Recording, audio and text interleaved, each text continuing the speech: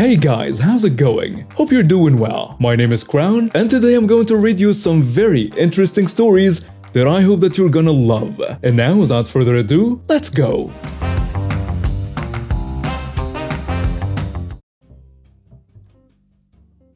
So a little backstory. I've known Anne for a long time, 6th grade to now. We've been friends for most of the time, and we are those friends who tend to flirt with each other for fun, but it never goes past that. But boy, do I wish some days. Now, we lost contact when I moved my sophomore year of high school. A few months ago, I bumped into her in a local big box store. We talked for a bit and we swapped numbers so we could hang out. A few days later, I find out she's dating this guy who I will call Jerk because he's a freaking jerk, plain and simple. So the Jerk and my brother will be together since they used to be friends. The Jerk starts telling my brother how he's sleeping with this girl and he's basically using her for a place to stay for a few days until he gets his own place. While he decided to show my brother some risque pictures he took of her. My brother knew who it was right away and had the Jerk forward him the pictures, to which he did. My brother sent me the pictures and I turned around and called Anne and told her to come over for a bit. That we needed to talk. It was important. About 45 minutes later, Anne gets to my house. She sees me looking pissed and asks what happened. I showed her the pictures and told her that the Jerk works with my brother and he sent them to him while bragging that he was using you for a place to live. Quick side note, Anne is a spitfire when you cross her, so she gets pissed and calls the Jerk and roasts him out for 45 minutes. The Jerk fails to realize that the store he works at has super high definition cameras facing the counters because it's been robbed 8 to 9 times. So I call the boss, she's still the boss there, I just don't work there anymore, and tell her that the Jerk is showing pictures that are not safe for work to employees and possibly customers as well. Boss pulls a camera footage from the time in question and can clearly see said pictures on his phone along with more inappropriate stuff he does during his shift. So he gets a 3-week suspension and has a massive write-up. He's now got 1 foot out of the door and about to be 2. The state has also been investigating the $300 plus in missing scratch tickets, so they came down on him as well for unlawful distribution of porn. Now for the revenge part of this. Anne told him they were done after a few days of her thinking what to do about him. He didn't take too kindly to that and started threatening her. My dad is the owner of a local transport business.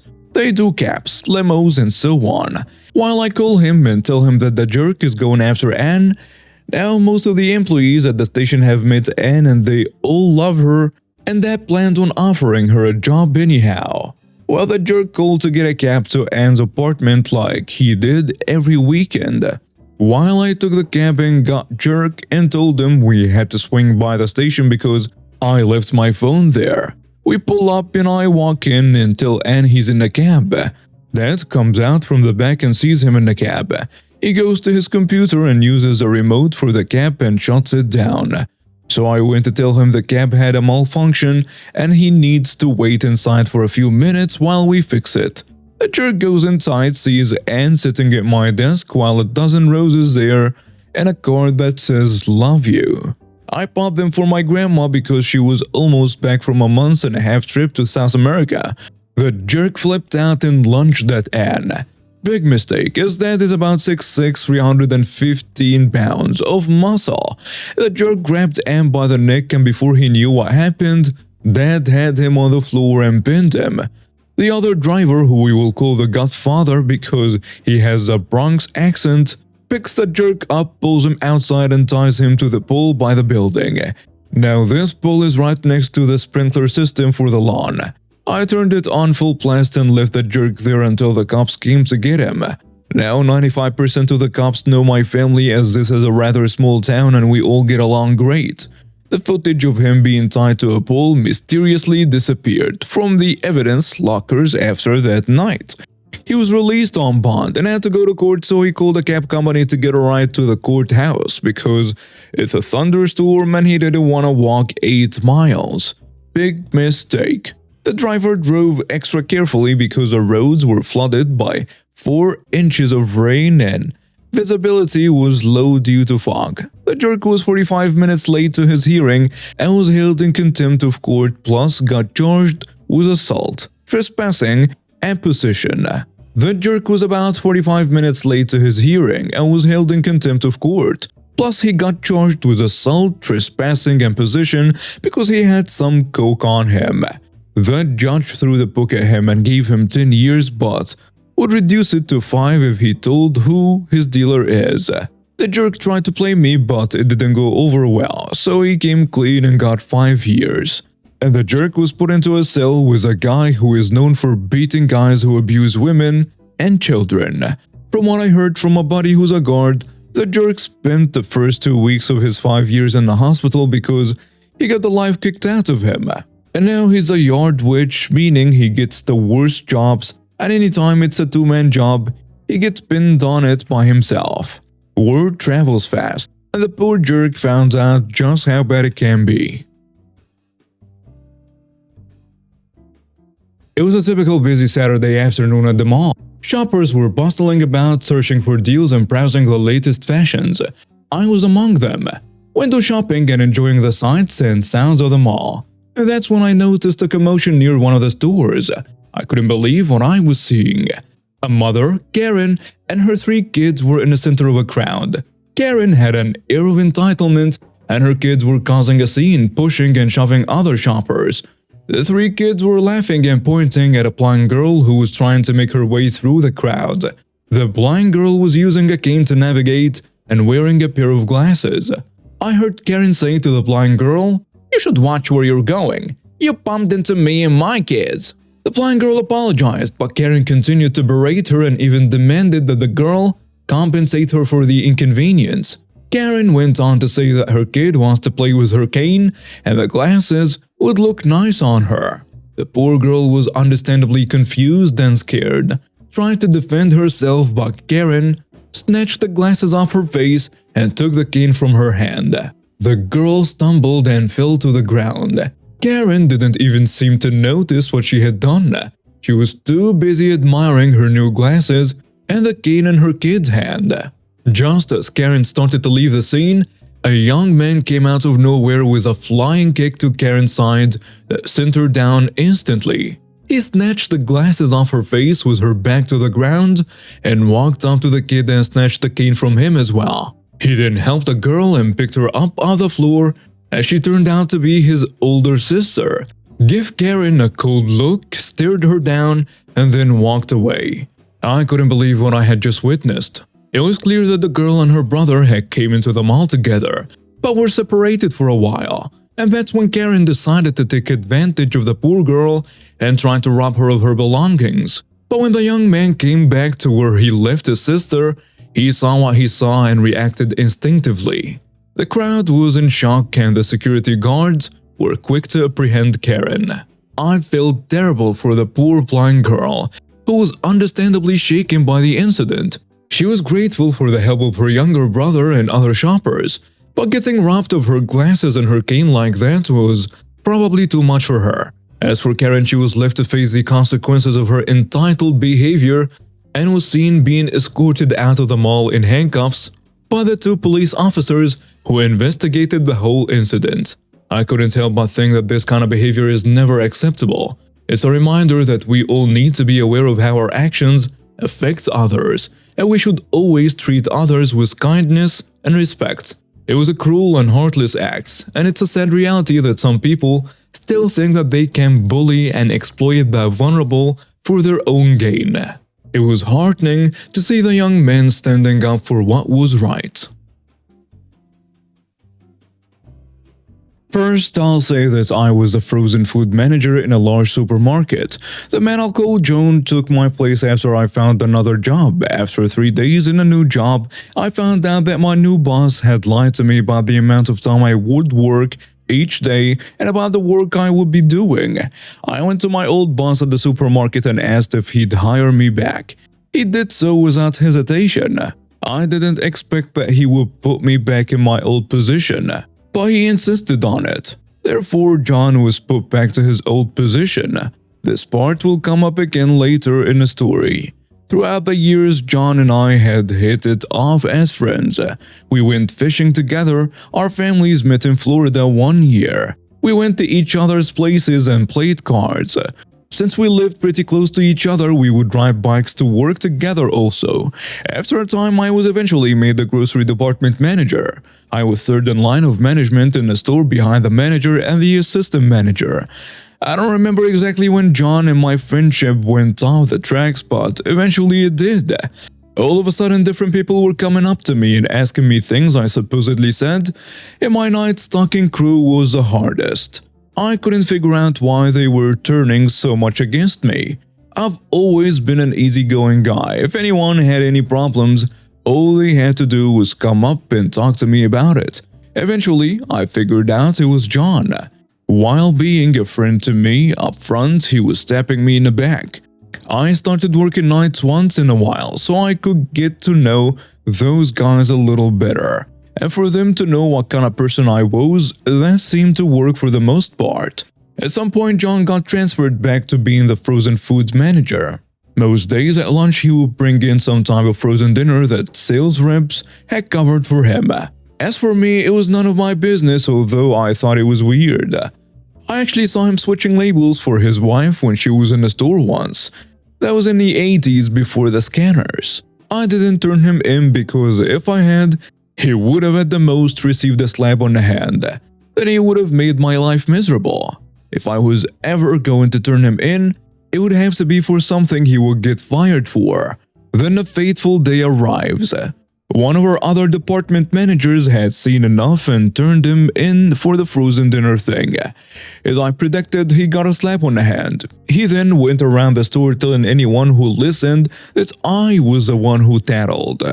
The other department manager couldn't stand it, so he confronted him, told him she was a culprit, and she also made sure everyone knew it. He immediately beelined to me and tried saying that he was being misunderstood. I didn't say much. Just shrugged it off. This was his introduction to karma. No one in the store trusted or believed him anymore. The manager that turned him in told me that John felt that any promotion I got should have been his from the time I had quit years ago. No, I got promotions because of my ability and the trust the store manager had in me. It wasn't too long after that a new grocery store was opening up in town. John applied for a management position and got it.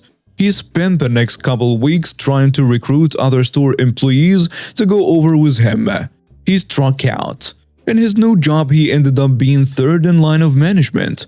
I am not really sure what his position was though. Once their old habits die hard, he started trying to sabotage the assistant manager.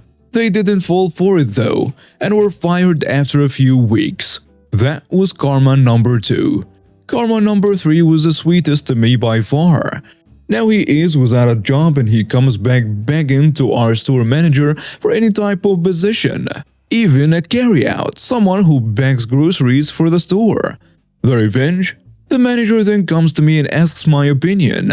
I told her that we don't need the drama and if it were me, I wouldn't hire him back. She didn't. Now, had John gone on his abilities instead of trying to sabotage other people, he could have gone a long way. The company expanded to a few more stores after that, so he would have had a lot of options. I always felt bad about pushing him out of the frozen position all those years ago, but it wasn't my goal. I just wish that all of those times we were together outside of work, he'd have talked to me about it. To set the premise, at my previous job, my boss made up a position as a trainer. It wasn't an official company position. It's worth noting he was carrying on an affair with a colleague at the time also. My boss and I hadn't seen eye to eye all the time because I advocate for the frontline employees and he says this makes it so he cannot trust me. I put it for my position because I've been training new hires for 7 years, even sent overseas to do so. I also have a degree in education, 11 years in the industry, and created and compiled training information used system-wide. It was just something I was passionate about. He gave the position to the colleague he was sleeping with without even interviewing anyone. I was visibly upset when they broke the news to me, so he FaceTimed me. He had his subordinate break the news. I asked him why he didn't have the courtesy of at least giving me 25 minutes of his time as an opportunity for my development of growth during an interview. He said every day is an interview, and that because I'm a caretaker for my dad, Parkinson, I couldn't be relied on to show up for work. Which I find offensive because I've taken off 2 days in 3 years for my dad, each were ER visits. I ended the call with a subordinate present, and he was like, "You good?" And I said, "Yeah, I'm fine, but I'm going to go to HR. I am going to find a new job and I'm not going to feel sorry.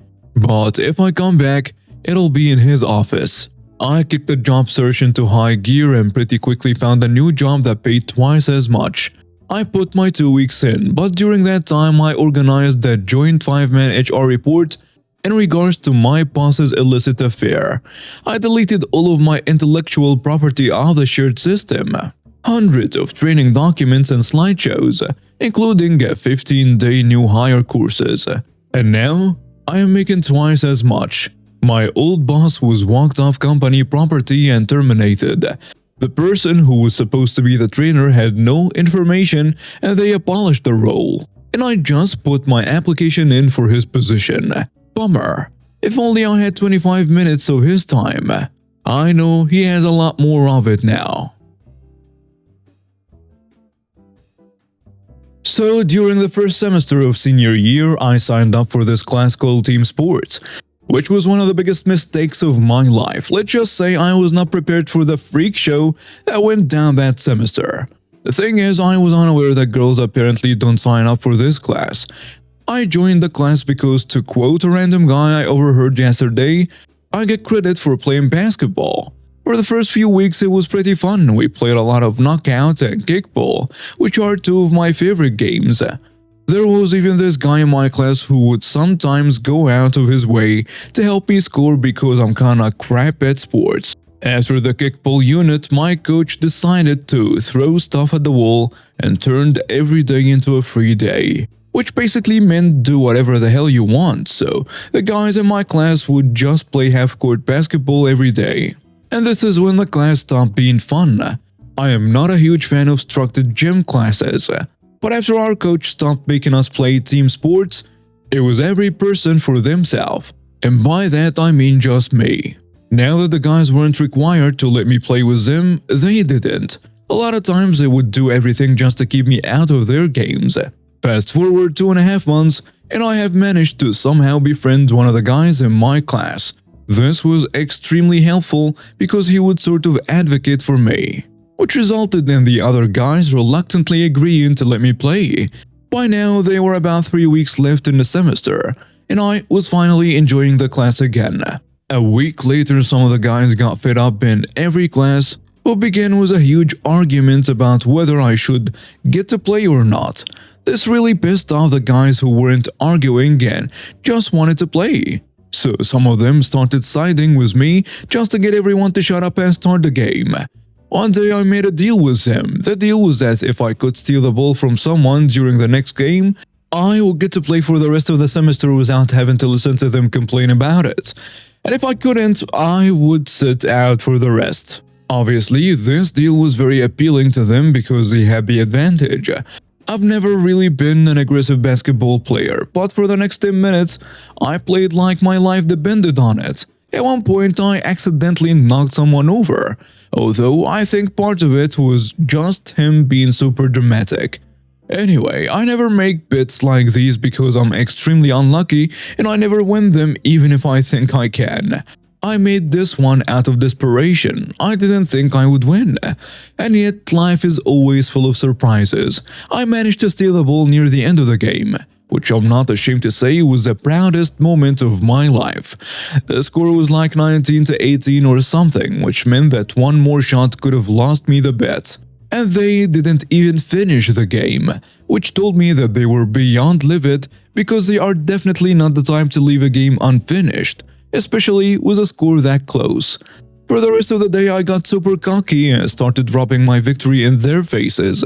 I was so happy that I finally got one up them after all those weeks that I became downright delusional thinking that I changed the game for women all over the world, and that this event would go down in history or something. Fast forward to the next gym class, a guy suddenly decided that they didn't want to play basketball anymore. I don't even know what to say at this point other than I'm not sure who actually got revenge in this situation. And now we have reached the end of today's stories. Thank you for watching and see you next time.